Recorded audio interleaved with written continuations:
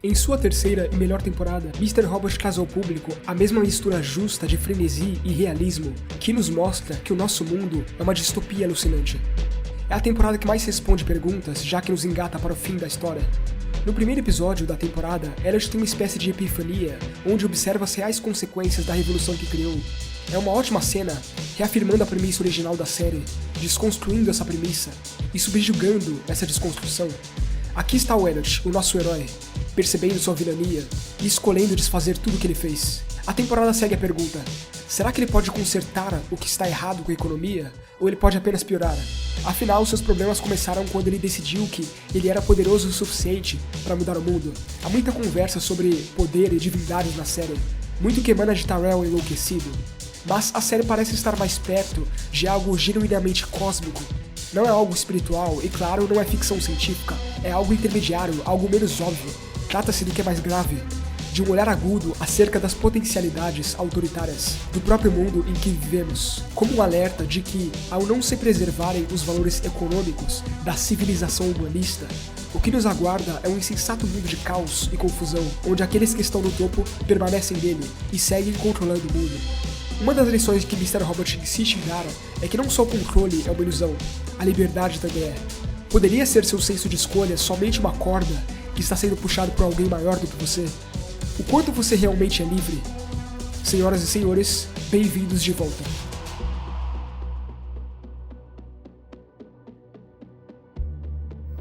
It seems that you've been living two lives. In one life, you're Thomas A. Anderson, program writer for a respectable software company.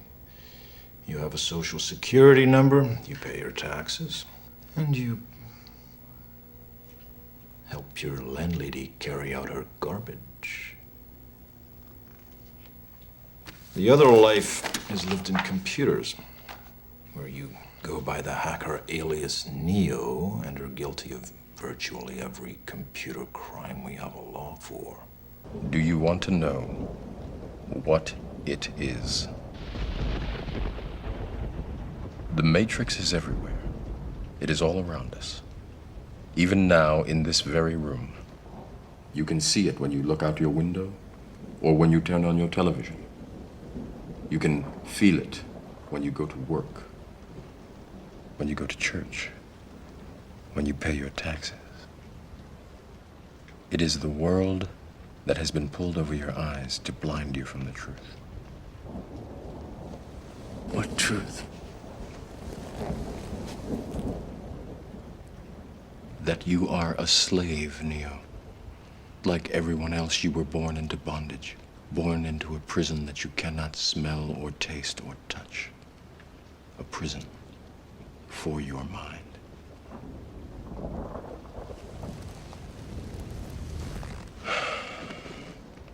Unfortunately, no one can be told what the Matrix is. You have to see it for yourself.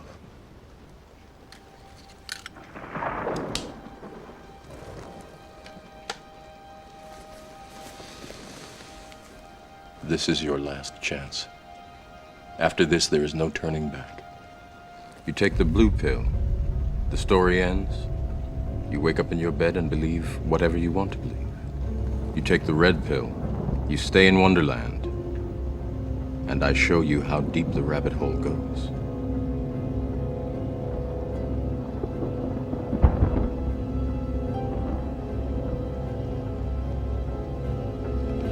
Remember, all I'm offering is the truth, nothing more.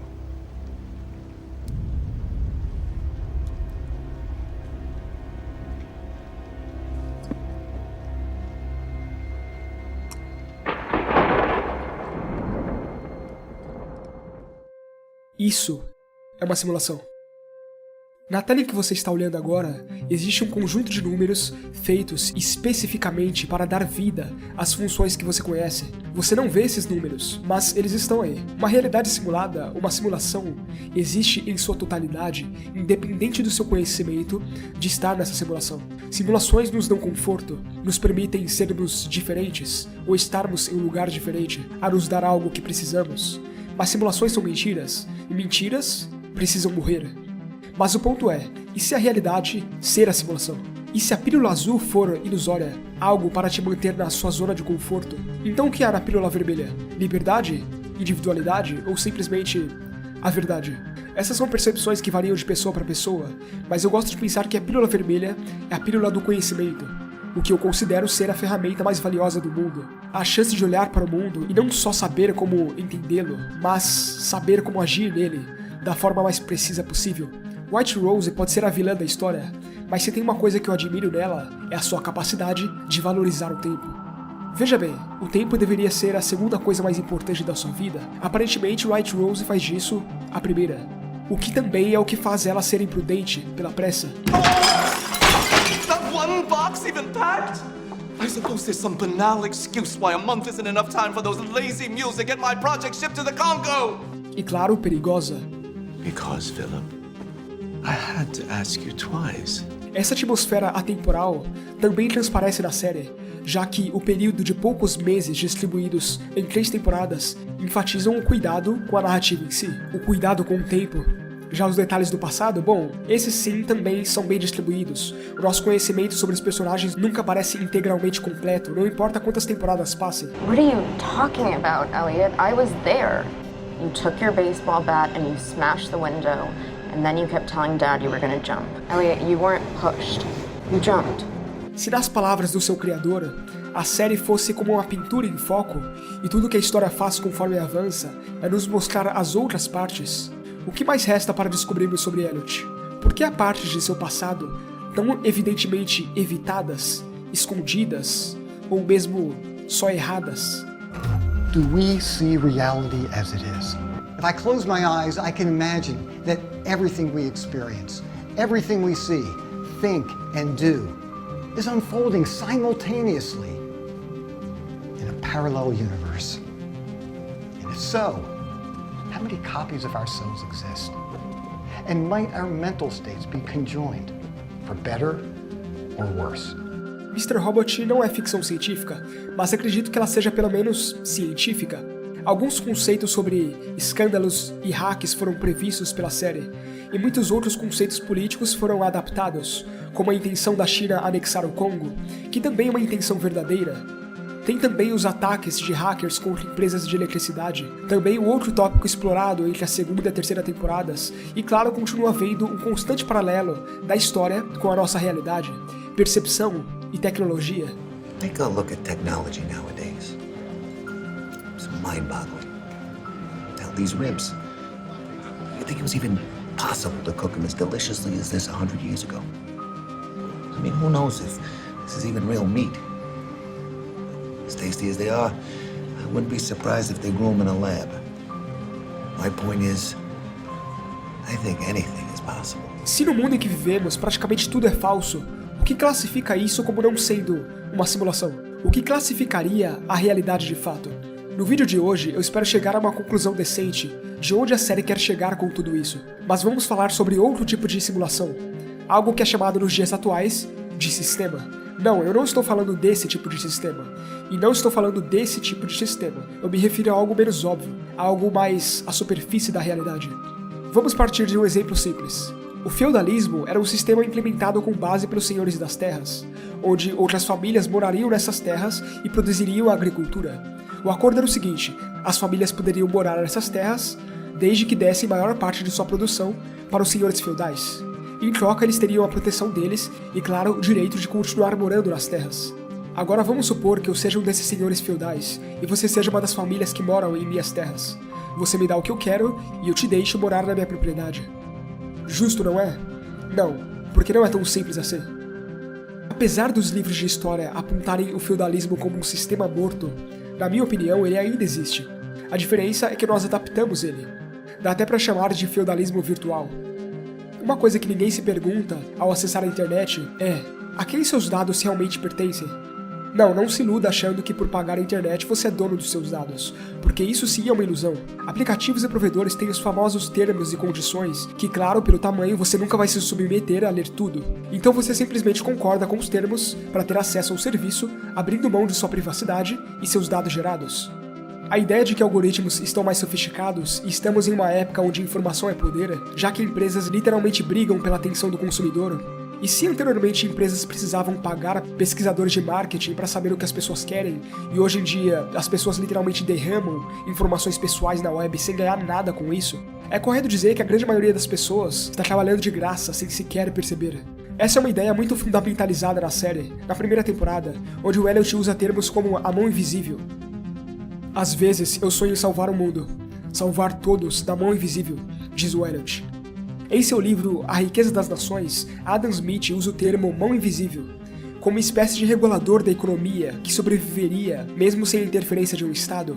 É a famosa lei da oferta e procura. A ideia de que se os serviços básicos não fossem dependentes do governo, ou seja, sem a sua intervenção, haveria sim mais qualidade e mais opções.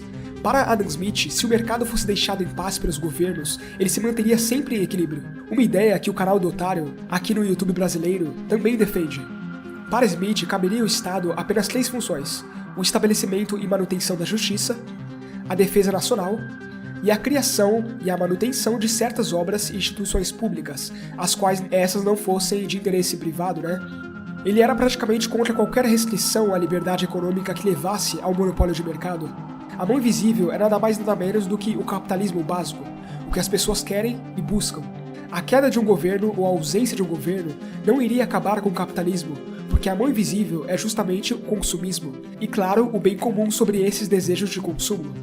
Os serviços e preços se autorregulariam de acordo com a maior concorrência.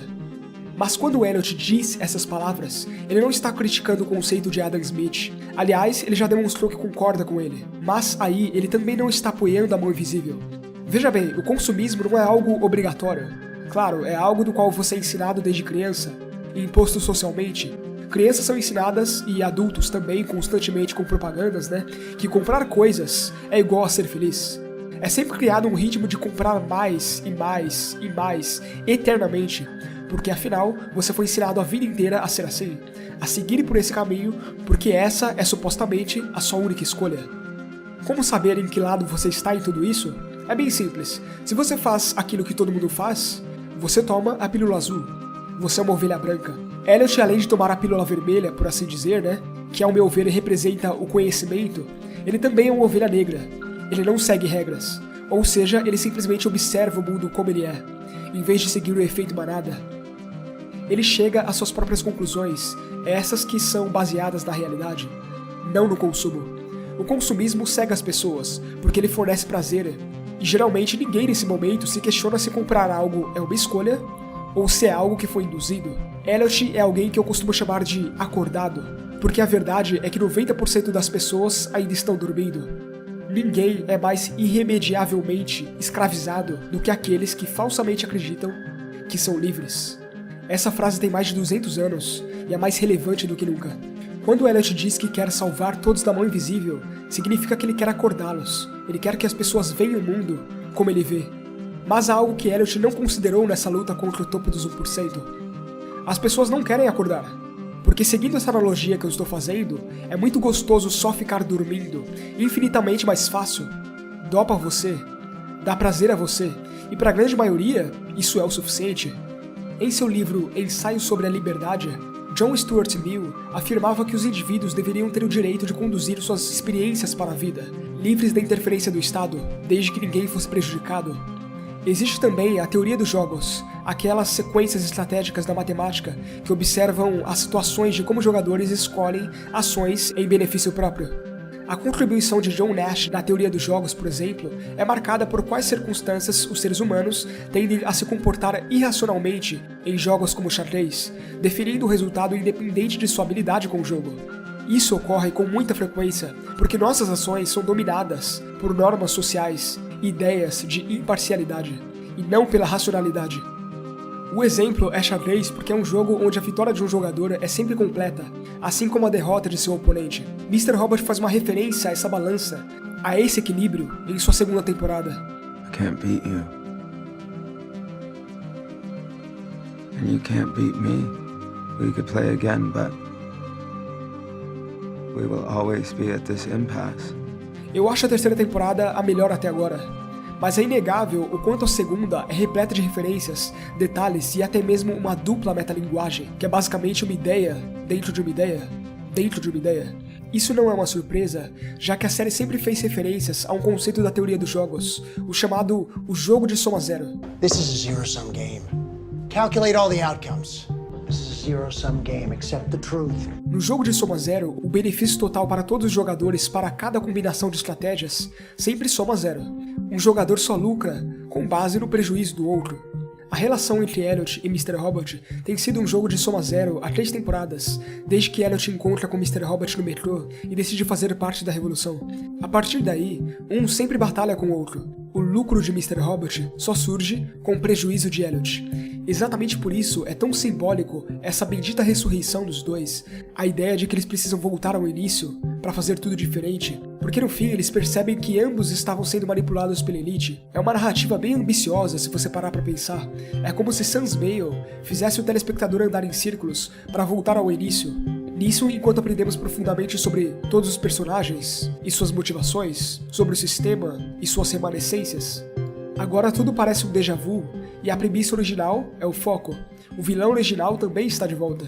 Mas como estamos falando da premissa original, como derrotar o topo dos 1%?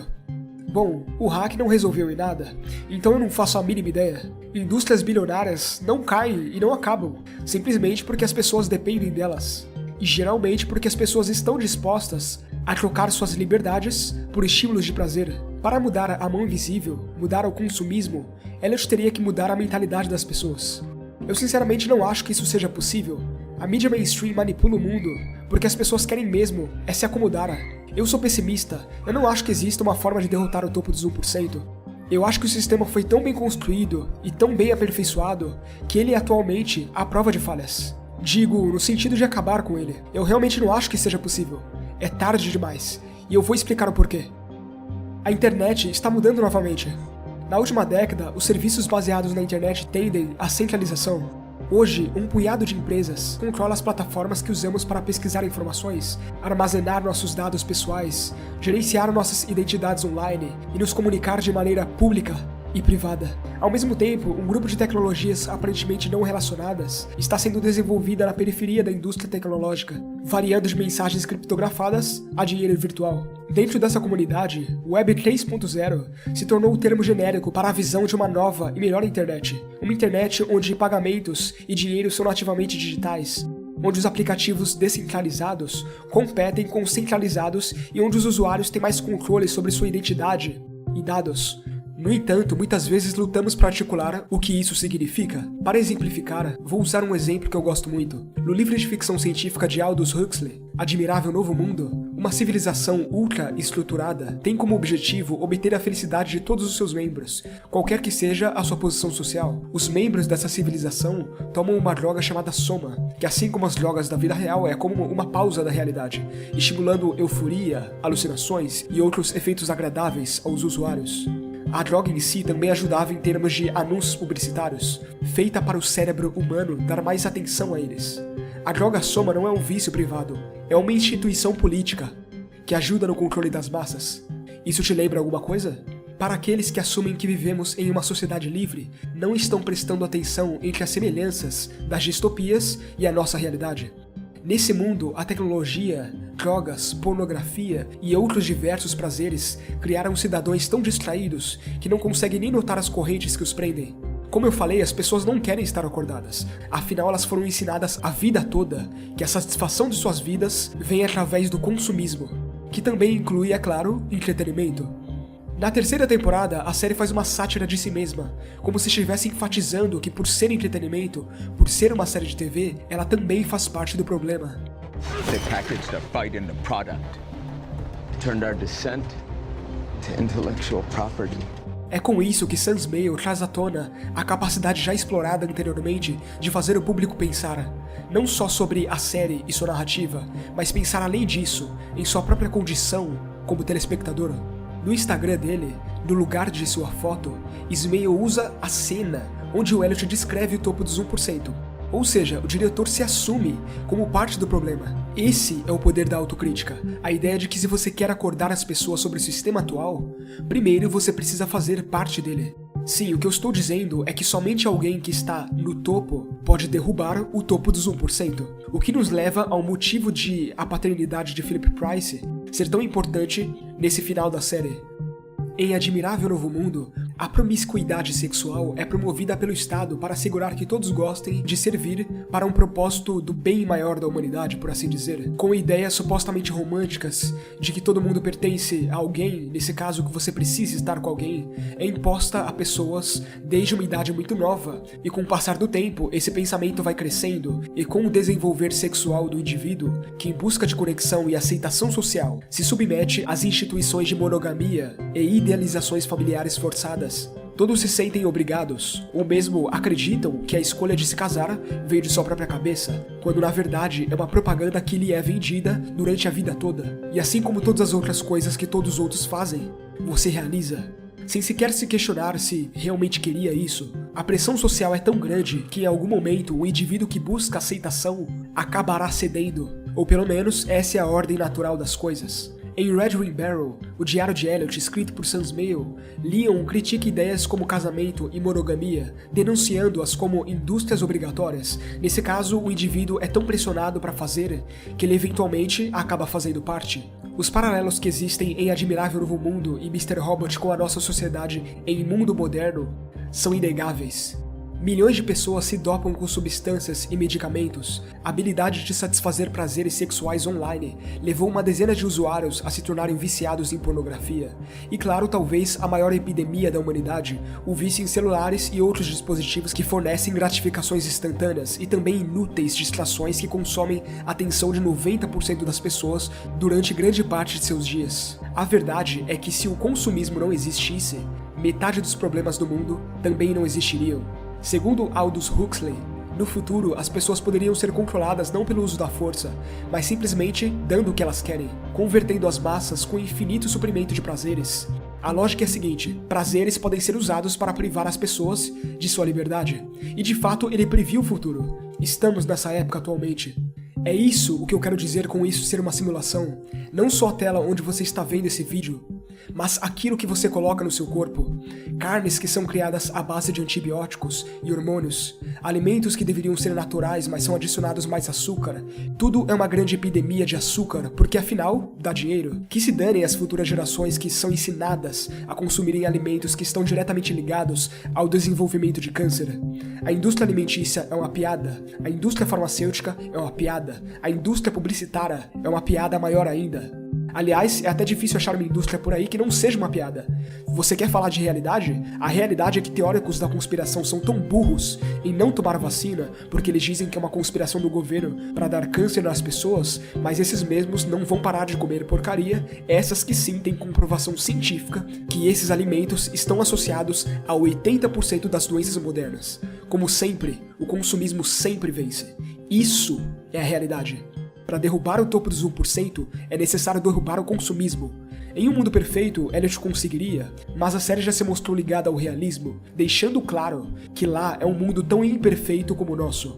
Em resumo geral, o Elliot pode sim acabar com um traficante de beira de esquina, como o Fernando Vera, e eventualmente vai acabar desmascarando White Rose, provavelmente provando que o líder da Dark Army e o ministro da China são a mesma pessoa. Mas por mais que eu gostaria de ser otimista nesse aspecto, o Elliot nunca, eu repito, nunca vai acabar com o topo dos 1%. É como algo que se autorregenera, é como uma doença autoimune que está tão enraizada no core da natureza humana social que provavelmente nunca irá desaparecer enquanto os Homo sapiens dominarem o planeta. O consumismo é sim a droga mais poderosa já feita e nosso sistema publicitário e até familiar incentiva você a usá-la num ponto onde você até chega a temer o seu governo, quando na verdade o governo deveria temer você.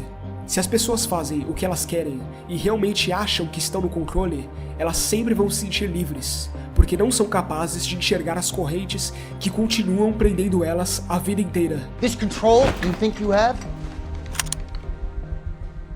It's an illusion. Escravos de ideias, pessoas incapazes de questionarem suas próprias escolhas e nem mesmo seus princípios, são escravos felizes, porque acham que estão livres. E como dizia nosso próprio amigo Tyler, compramos coisas que não precisamos, com o dinheiro que não temos, para impressionar pessoas de que não gostamos. No fim, é só isso sobre o que o mundo é, não é mesmo? Aparências. Isso é o que as pessoas realmente ligam. É o que elas sempre ligaram. Nesse caso, a partir do momento onde você toma a pílula vermelha, a partir do momento onde você enxerga a realidade, a partir do momento onde você deixa o rebanho e se torna uma ovelha negra, isso literalmente implica na luta contra as corporações proprietárias dos meios de produção de discursos, especializados em construções de narrativa. Elas atuam como senhores que controlam a consciência da população. Escravização televisiva, escravização digital pelas redes sociais ocultam o trabalho de manipulação em seu caráter de exploração, reduzindo a nossa espécie em seres de lazer controlados. A liberdade de pensar e agir não é mais uma questão. Control is about as real as a one-legged unicorn taking a leak at the end of a double rainbow. Then what do we have? O que nós temos? Essa é a pergunta-chave. Apesar de, pra mim, a resposta sempre ter sido óbvia. O que nós temos é a racionalidade. Não existe nada mais verdadeiro do que isso. Conforme as pessoas continuarem trocando suas liberdades por prazeres e conforto, o tipo de condição social que o Admirável Novo Mundo alertava só vai ficando mais e mais refinada e irresistível. E à medida que a tecnologia evolui, ela só vai se tornar mais eficiente em prever e controlar o comportamento humano.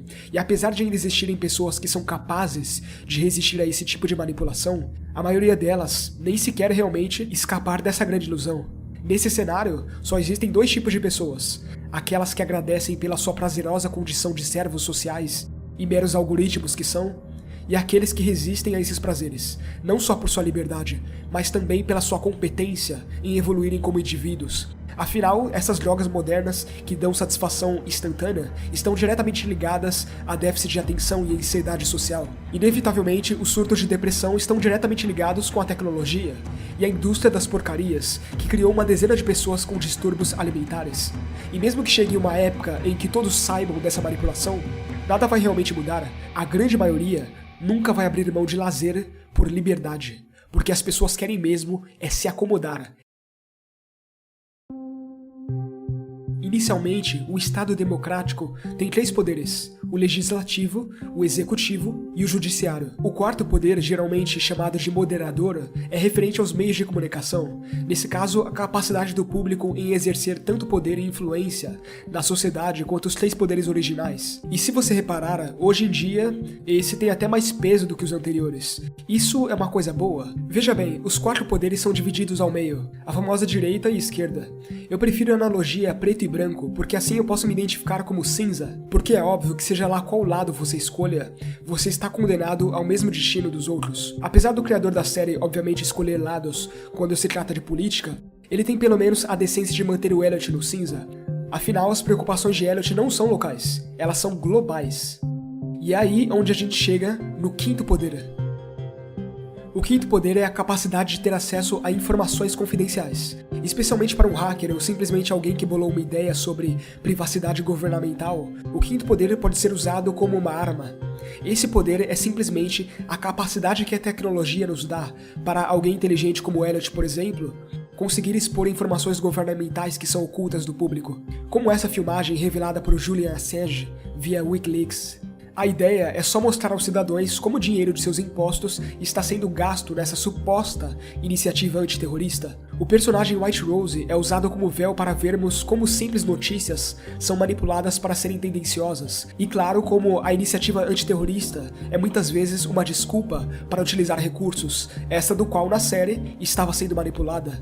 Mas uma coisa que você tem que saber sobre o Ismail é que, em grande parte, ele sabe do que está falando, e acima de tudo fazendo. Ismail passou 4 anos trabalhando com Lyra Poitras e Julian Assange no documentário Risk, do qual ele é produtor executivo. O documentário se passa durante a grande trajetória de Assange e seus vazamentos governamentais, que o fizeram ser considerado um terrorista.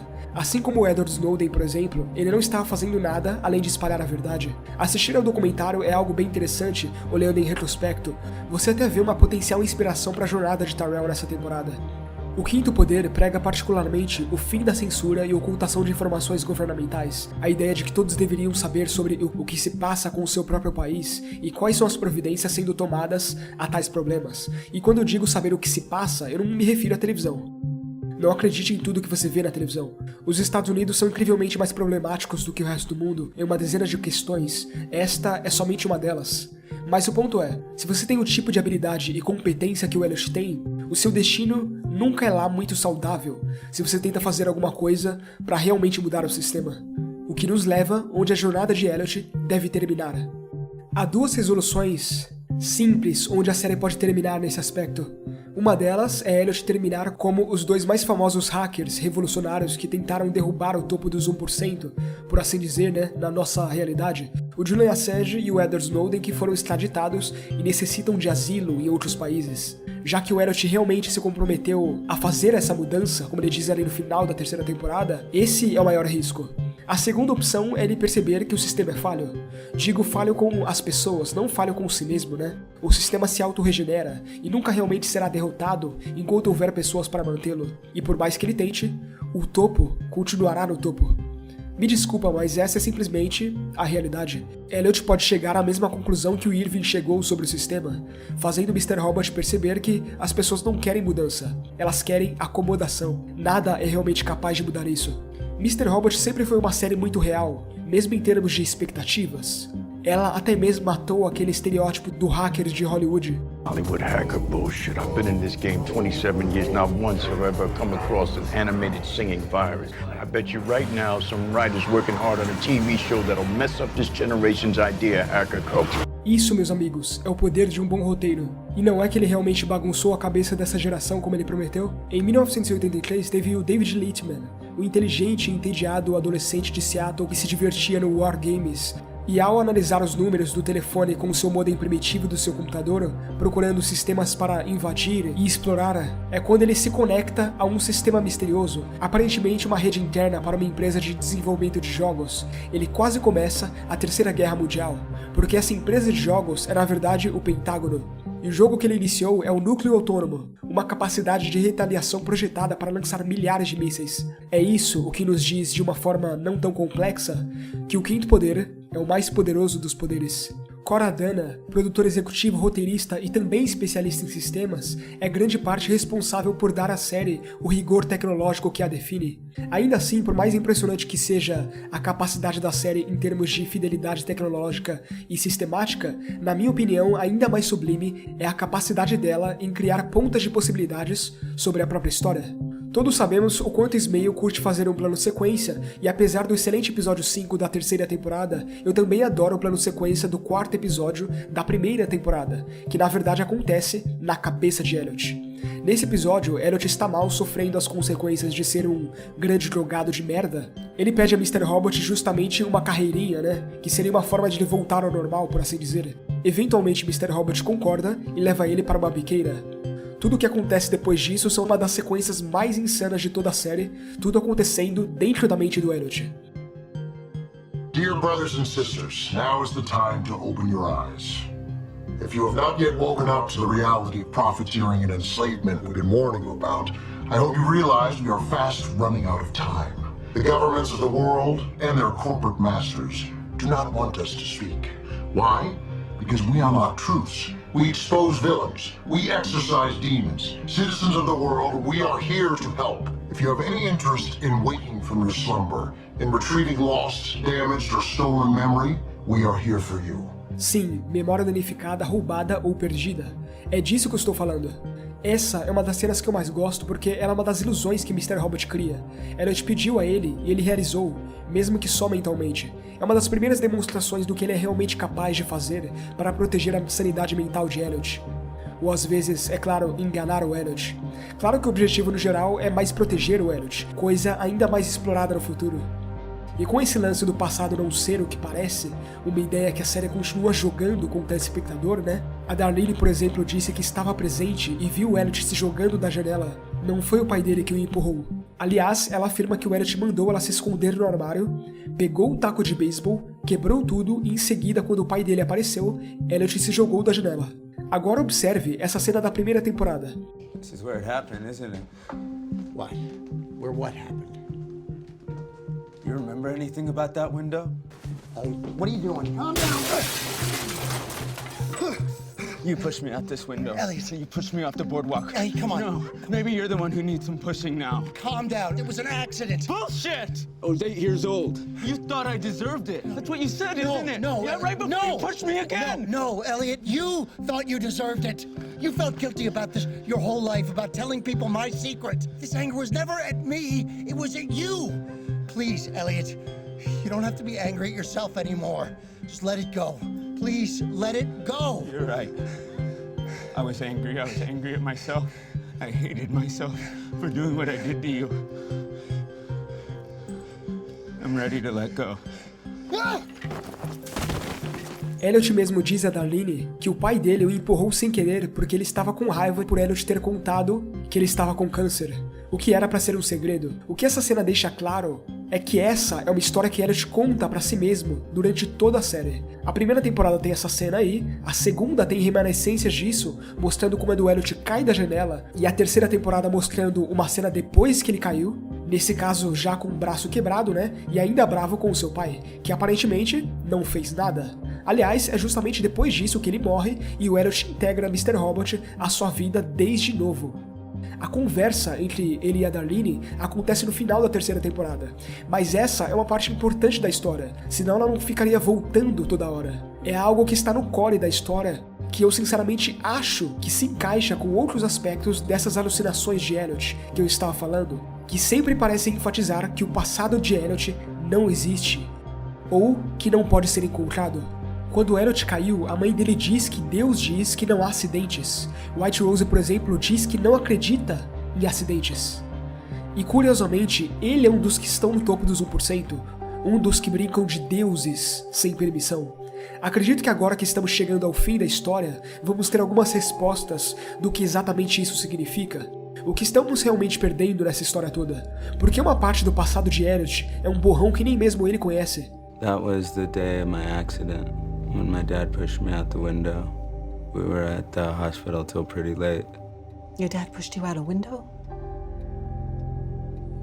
Yeah. I've told you that before. Elliot, you've never told me this. It's weird. I remember, I could have sworn I told you. Isn't it obvious? You're not Elliot. You're the... Não me entenda mal, Elliot é Mr. Robot, mas o Mr. Robot também é Elliot. É esse o ponto, a ideia de que existe a parte de um dentro da parte do outro, o consenso de que as personalidades são mais parecidas do que acham. Está claro que vai haver uma resolução para explicar essas questões, mas seja o que for, está muito bem embrulhado, muito bem escondido, como eu sempre achei que esteve. Logo após o final da segunda temporada, Sam Esmail disse algo em um painel. I don't really give a shit about plot. E eu fiquei me perguntando, o que ele realmente quis dizer com isso? Porque observando a série sendo o plot a narrativa, né, e o twist a reviravolta, Mr. Robot é uma série definida essencialmente pelos plot twists. Por definição, essa declaração até então não faria sentido na primeira temporada, a segunda temporada já se aprofunda na ideia de viagem, nesse caso que o destino não é a coisa mais importante, e a terceira temporada parece ser uma mistura das duas anteriores, parte disso vem da estruturação dos episódios. Como Esmail explica, inicialmente Mr. Robot seria um filme. Veja bem, em formatos básicos, filmes geralmente têm uma estrutura de 3 atos. Mr. Robot é uma série que oficialmente terá 4 temporadas. Foi anunciado recentemente que a 4ª temporada será a última. Esmail sempre alertou que tinha a intenção de terminar na 4ª temporada e que talvez faria uma 5ª. No ano passado ele até chegou a confirmar uma 5ª temporada, mas também disse que não iria estender a história além do necessário. Neste ano, ao voltar para a sala de roteiristas, eles tomaram a decisão de manter a história e, nesse caso, o seu final, o mais contido possível, mantendo assim o seu plano original de 4 temporadas. Apesar da baixa audiência do programa, curiosamente o estúdio Universal Cable Productions e a produtora da série Anonymous Content gostariam que houvessem mais temporadas. Uma informação que eu não sabia é que a produtora do criador, a Esmail Corp, financiou parte dos gastos da produção, ou seja, ele praticamente tirou o dinheiro do próprio bolso para manter a série no ar. Outra razão para uma série de tão pouca audiência, que continua caindo cada vez mais a cada ano, ainda conseguir se manter no ar, vem do quão rápido as filmagens duram. Em qualquer tipo de produção, quanto mais rápido duram as filmagens, menos dinheiro é gasto. Ismael dirige cada episódio, segundo ele, por uma questão de necessidade, para manter sua visão em cada ínfimo detalhe, mas o fato de ele ser o único diretor faz a emissora economizar em contratar mais diretores e, claro, economizar em tempo de produção. Ismael faz de tudo. Ele escreve os episódios, ele dirige cada um deles, ele edita eles e ainda tem que se preocupar com um orçamento que geralmente diminui conforme a audiência cai. Isso é o que eu chamo de dedicação. Além, é claro, se preocupar com o mais importante, os pequenos detalhes, que fãs ávidos como eu geralmente ligam muito. Mas a questão é, como finalizar a história? Bom, com certeza será algo grandioso, já que a história está sendo escrita e o seu final já é pensado e repensado há cerca de 6 anos. Como eu disse, em formatos básicos, filmes geralmente têm uma estrutura de 3 atos. A série segue mais ou menos essa estrutura, e se você observa atentamente, é possível compreender onde cada ato começa e termina. É incrivelmente simples. Os 3 atos são início, meio e fim.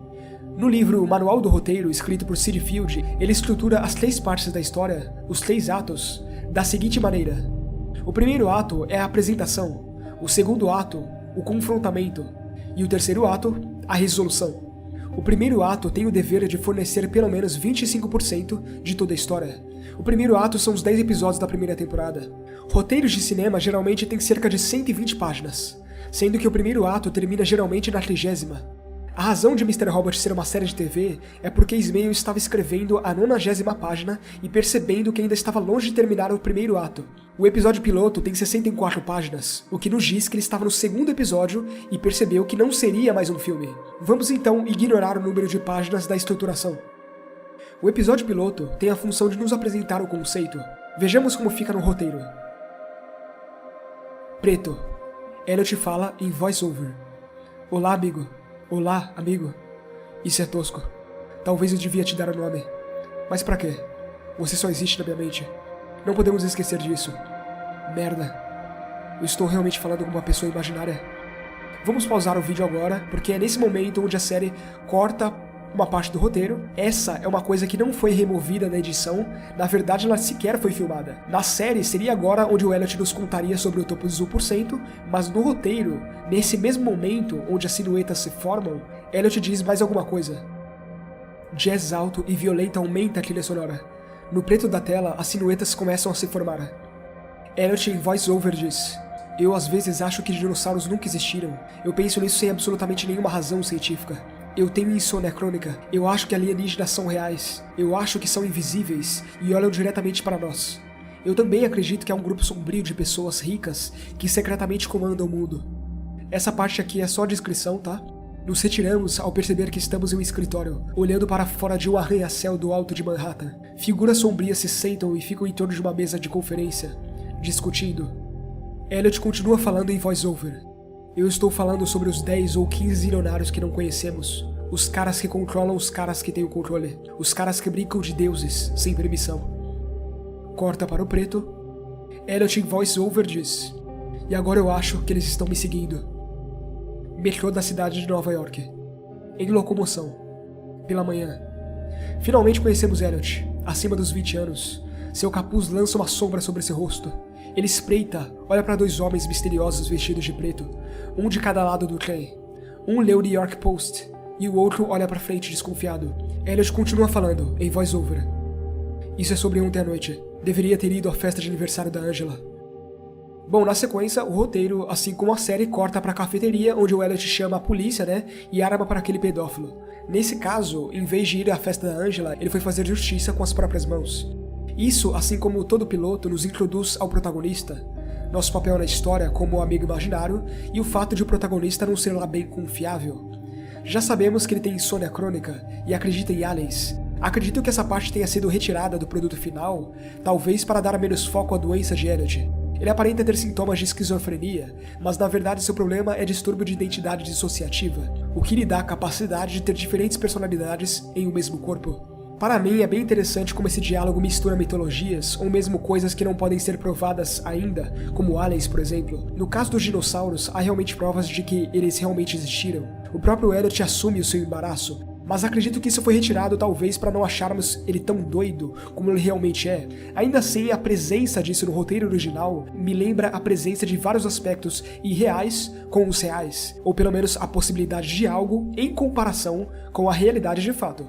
Nesse caso, o Elliot compara uma possibilidade de algo que pode ser visto como igualmente louco, a ideia de que existem pessoas no mundo que brincam de deuses sem permissão, uma ideia que poderia parecer absurda há 40 anos atrás, mas no cenário atual é só você olhar em volta e você vai achar provas disso. O ponto é, a sua realidade é o que você fizer dela.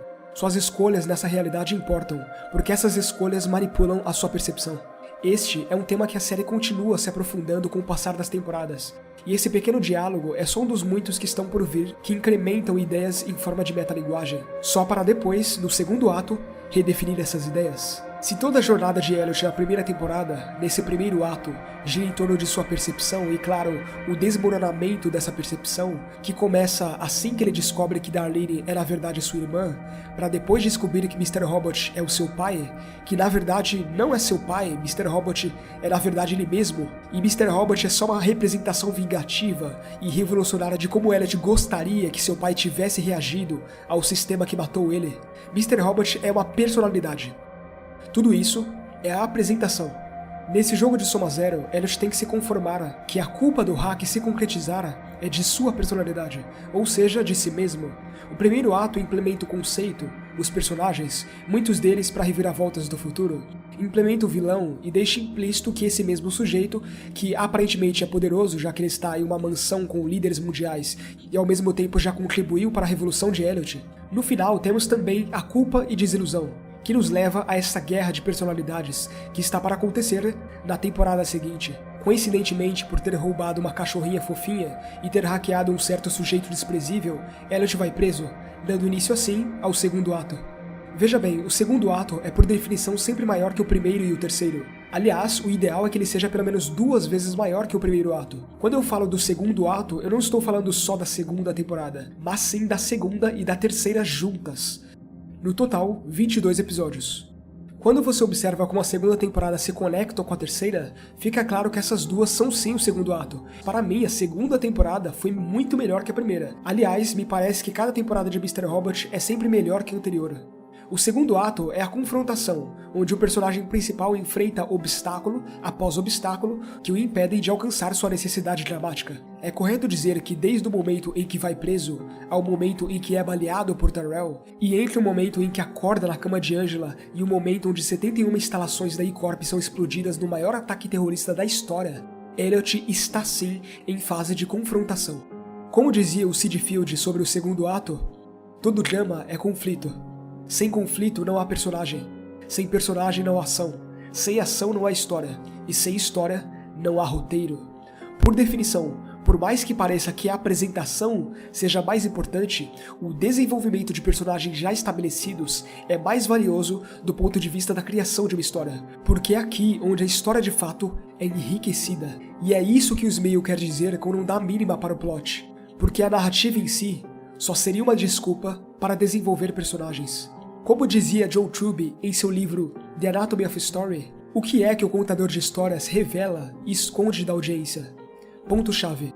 Todas as histórias são uma forma de comunicação que expressa o código dramático. O código dramático, embutido no fundo da psique do ser humano, é uma descrição artística de como uma pessoa pode crescer ou evoluir. Esse código também é um processo acontecendo por baixo de toda a história. O contador de histórias esconde esse processo abaixo de personagens e ações particulares, mas o código de crescimento é o que a audiência finalmente tira de uma boa história. Em resumo geral, Smale quer que você invista mais nos personagens do que na narrativa, e é isso que eu tento fazer aqui. Eu gosto muito de como ele usa a narrativa da prisão nos 7 primeiros episódios para manter Elliot e Mr. Robot em guerra, em um conflito interno até eles se acertarem e voltarem à ativa, e deixa mais 5 episódios para a resolução do que é a fase 2, que apesar de ser plenamente explicada no fim da temporada, ela só realmente acontece na metade da temporada seguinte. Observe isso aqui, é disso que eu tô falando. Isso não é uma estruturação por temporada. A forma como as temporadas se conectam é como se fossem uma só. Isso porque na cabeça de Smale, ele não vê como temporadas, ele vê como atos. Não é à toa que ambas temporadas têm cenas iguais, como quando Tyrell está no arcade com Elliot no início da segunda temporada e no final quando está pegando o táxi com ele. Perguntas se formam e só são respondidas na temporada seguinte. É como se as duas temporadas se completassem, até literalmente, em termos de cena mesmo. E no final da temporada, quando finalmente encontra Tyrell, Elliot passa a se questionar se Tyrell e Mr. Robot são a mesma pessoa, o que é perfeito para a insanidade da temporada seguinte, que levanta questões ainda mais surreais do que essa. Se o código de crescimento dramático é o que a audiência finalmente aprende de uma boa história, então o que aprendemos com as duas temporadas juntas? Como ilusões às vezes são necessárias para nos proteger da realidade, e como às vezes é o oposto, precisamos da realidade para acordar e sair da ilusão. Nós somos literalmente personagens na cabeça de Elliot, do qual ele conversa. Ele percebe que seus inimigos são um fantoche de um fantoche de um fantoche. A revolução acaba se revelando uma parte do sistema que ele tanto criticava. Então agora, qual é o próximo passo? No nosso mundo, como definir o que é de fato real, se tudo à nossa volta não é sequer verdadeiro, ou pelo menos, honesto? Nossa simulação não termina com a verdade. Ela continua mesmo com você e eu sabendo dessa verdade. Porque para eles, para a indústria, é só transacional. E para pessoas convencionais do mundo todo, também é só transacional. Elas então ignoram as correntes em seus pés, porque o consumo é mais atraente. Porque a ilusão é sempre mais reconfortante do que a realidade. As pessoas não querem acordar. É tarde demais. O consumismo não será derrotado. Assim como o sistema atual é praticamente indestrutível graças à comodidade coletiva, o sistema que a série implementou desde o seu início se mostra também fazendo parte do topo dos 1%. Cada uma das 4 organizações principais da série fazem parte do sistema que White Rose controla. Tem um padrão se formando aqui, meus amigos. E à medida que caminhamos para o fim, podemos vê-lo totalmente.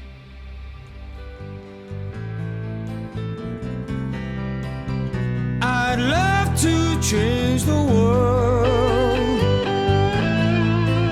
but I don't know what to do.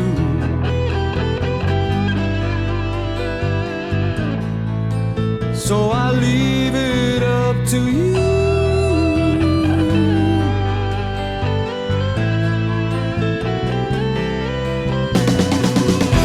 Population keeps on breeding, nation bleeding, still more feeding economy.